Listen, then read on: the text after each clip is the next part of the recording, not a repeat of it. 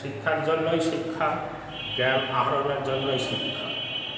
একাদশ শ্রেণীর 2020-21 শিক্ষাবর্ষের জীববিজ্ঞান প্রথম পত্র অনলাইন ক্লাসে স্বাগত। প্রিয় শিক্ষার্থীরা, তোমরা কেমন আছো? আমি ভালো আছি।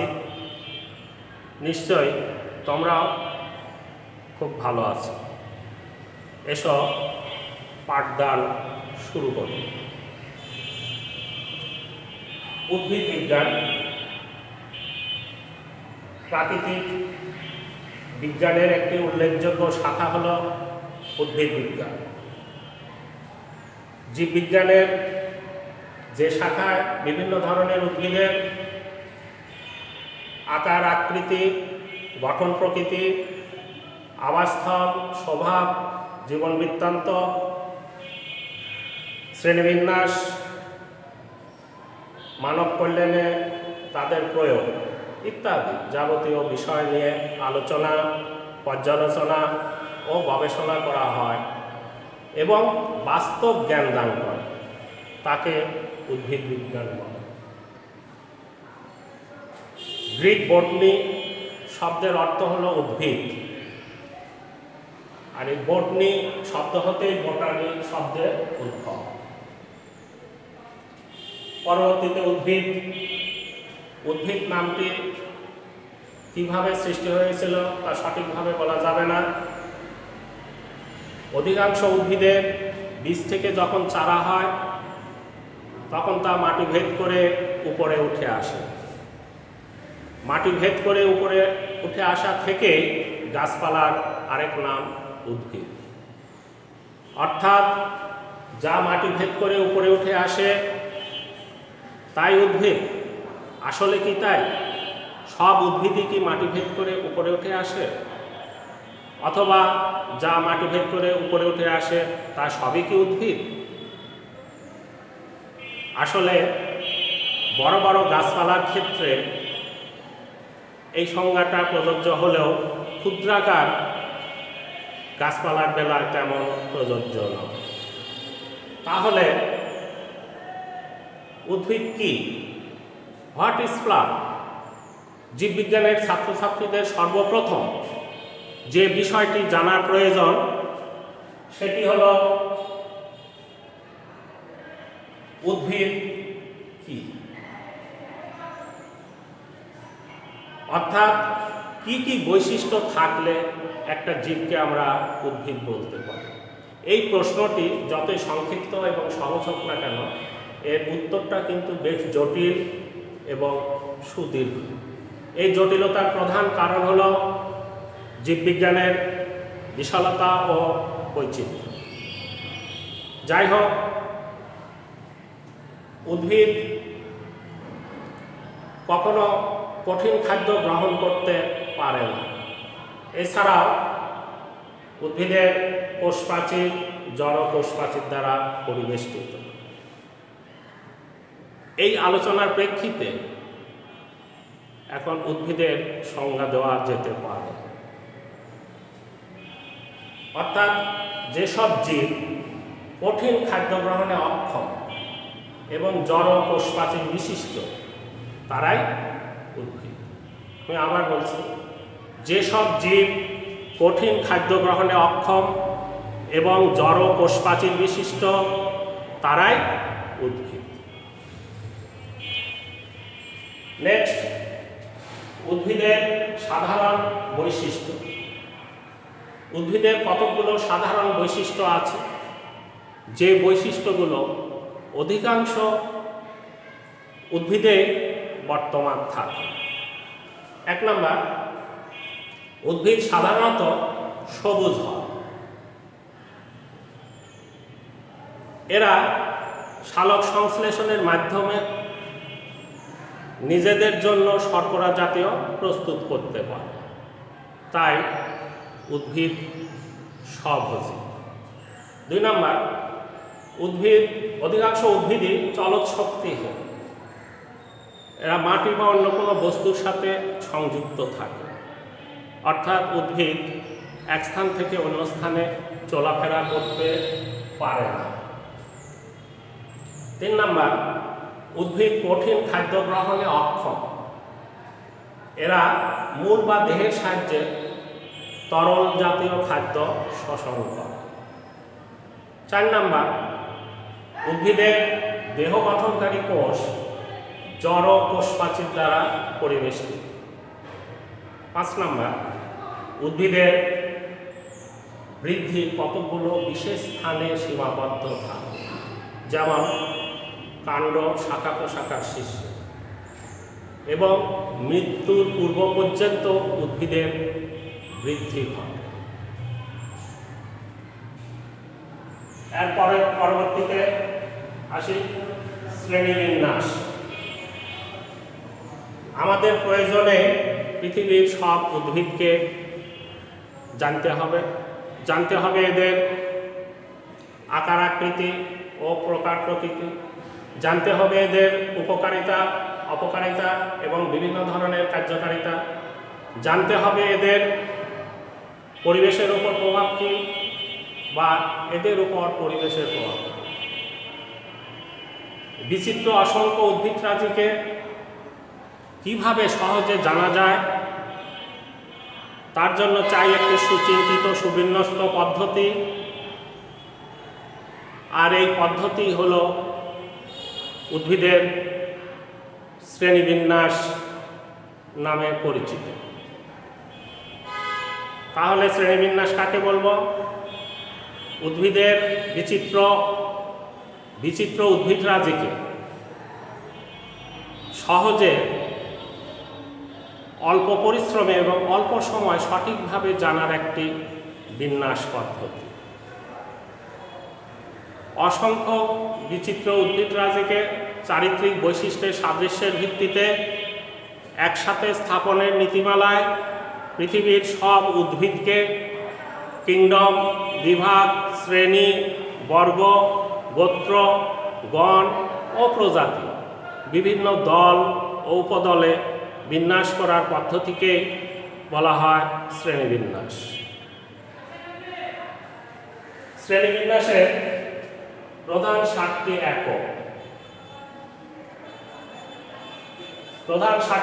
আমি লিখে দেখাচ্ছি। প্রথমে কিংডম,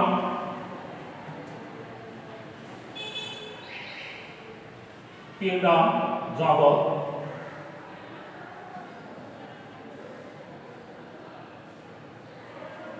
তারপরে বিভাগ,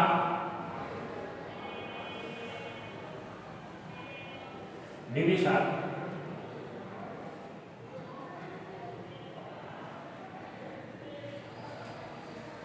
শ্রেণী,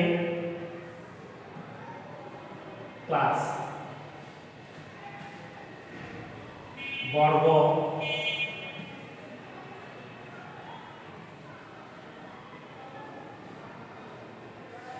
গোত্র,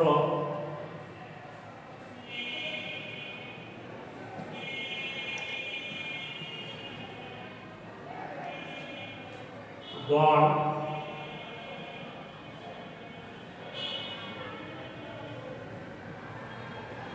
জেনাস এবং স্পেসিস, প্রজাতি।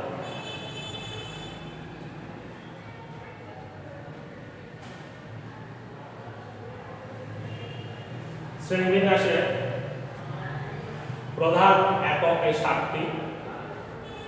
কিংডম সর্বোচ্চ একক এবং প্রজাতি, স্পেসিস সর্বনিম্ন মৌলিক একক। আন্তর্জাতিক নামকরণের নিয়ম অর্থাৎ ICBN,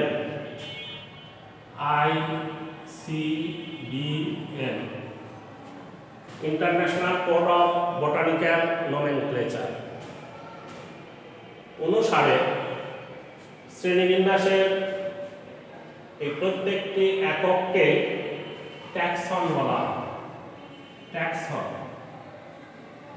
প্রত্যেকটি একককে ট্যাক্সন বলা হয়। শ্রেণীবিন্যাসের এই 7টি প্রধান একক ICBM কর্তৃক স্বীকৃত। পরবর্তীতে আসি শ্রেণীবিন্যাসের প্রকার। উদ্ভিদ জগৎকে বিভিন্ন সময় বিভিন্ন উদ্ভিদবিদ বিভিন্নভাবে শ্রেণীবিন্যস্ত করেছে। এই সমস্ত শ্রেণীবিন্যাসকে প্রধানত 3 ভাগে ভাগ করা যায়। এক হলো কৃত্রিম শ্রেণীবিন্যাস পদ্ধতি, আর্টিফিশিয়াল সিস্টেম অফ ক্লাসিফিকেশন। 2 নম্বর হলো প্রাকৃতিক শ্রেণীবিন্যাস পদ্ধতি, ন্যাচারাল সিস্টেম অফ ক্লাসিফিকেশন। 3 নম্বর জাতিজনী শ্রেণীবিন্যাস পদ্ধতি, ফাইলোজেনেটিক সিস্টেম অফ ক্লাসিফিকেশন।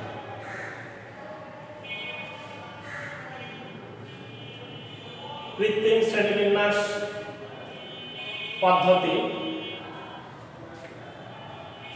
একটি বা বিশেষ কয়েকটি বৈশিষ্ট্যের উপর ভিত্তি করে উদ্ভিদ জগতের যে শ্রেণীবিন্যাস করা হয় তাকে কৃত্রিম শ্রেণীবিন্যাস পদ্ধতি বলে। এই ধরনের শ্রেণীবিন্যাসে অনেক নিকট সম্পর্কিত উদ্ভিদের অবস্থান দূরে সরে যায়, আবার দূর সম্পর্কিত অনেক উদ্ভিদের অবস্থান কাছে চলে আসে।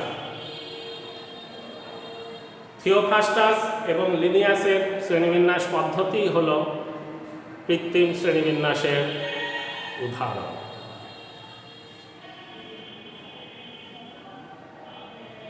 এগুলো প্রত্যেকটির বর্ণনাই তোমাদেরকে করতে হবে। আমি এখন প্রথমটি বর্ণনা করতেছি, যেটি হল কৃত্রিম শ্রেণীবিন্যাস পদ্ধতি।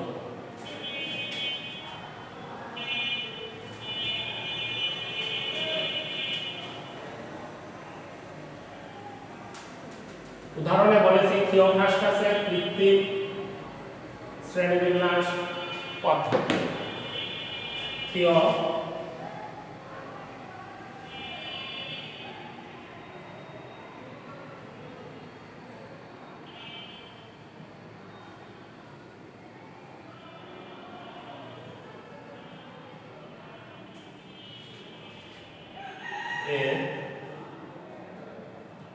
কৃত্রিম শ্রেণীবিন্যাস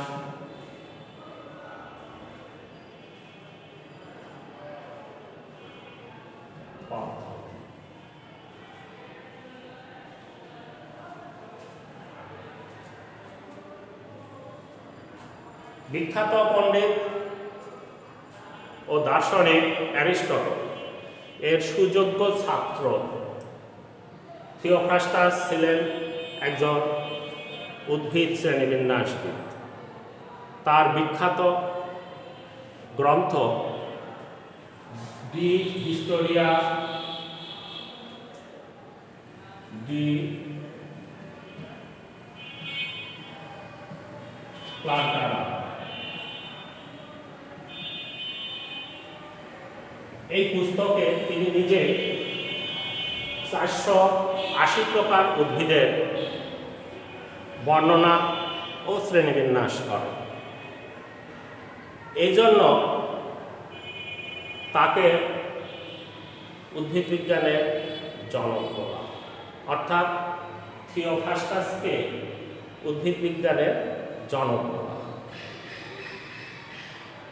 উদ্ভিদের কাণ্ডের প্রকৃতি, বিস্তৃতি ও কাষ্ঠলতার উপর নির্ভর করে থিওফ্রাস্টাস সমগ্র উদ্ভিদ জগৎকে 4টি শ্রেণীতে বিভক্ত করেন। এক হলো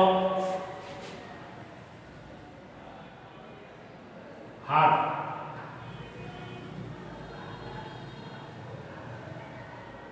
বা বিরু,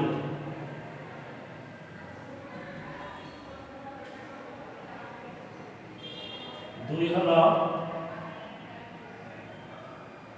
আন্ডারস্টার,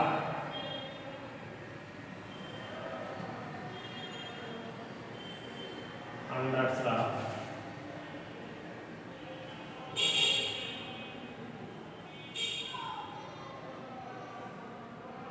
বা উপগুল্ম।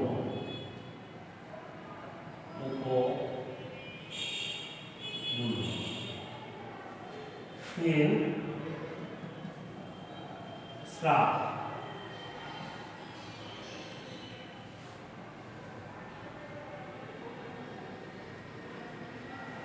স্রাব বা গুল্ম। 4 নম্বর ট্রি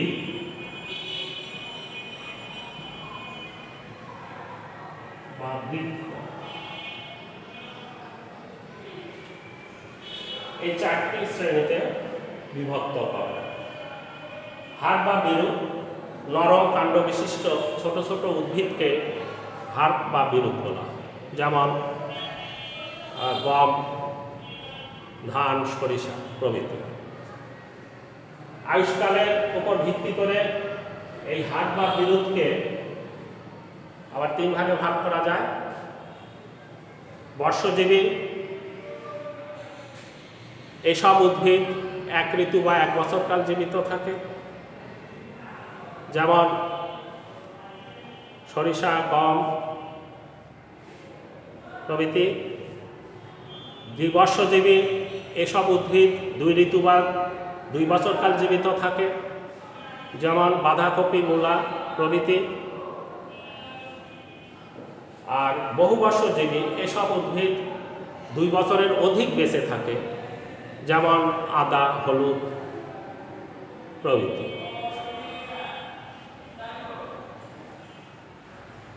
2 নম্বর আন্ডারস্রাব বা উপগুল্ম।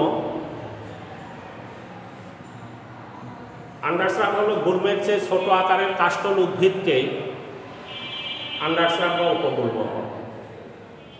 যেমন কালকাসুন্দা, গোলাপ, বেলি প্রভৃতি। 3 নম্বর স্রাব বা গুল্ম।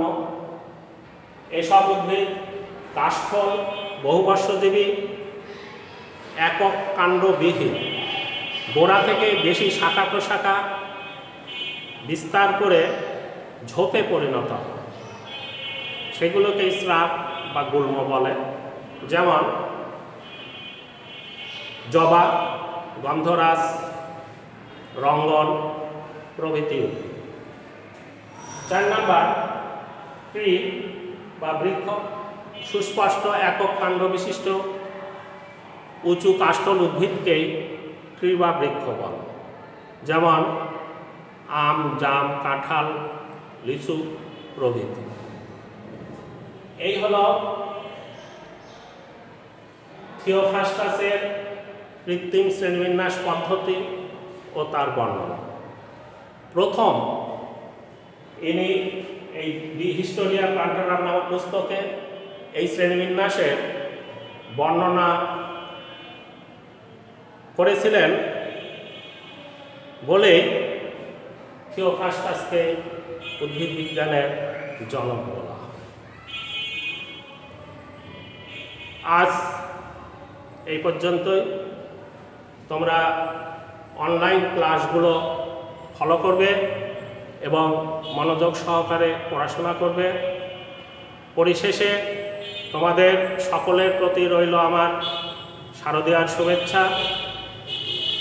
ভালো থেকো, সুস্থ থেকো এবং স্বাস্থ্যবিধি মেনে চলবে ও সচেতন থাকবে। ধন্যবাদ।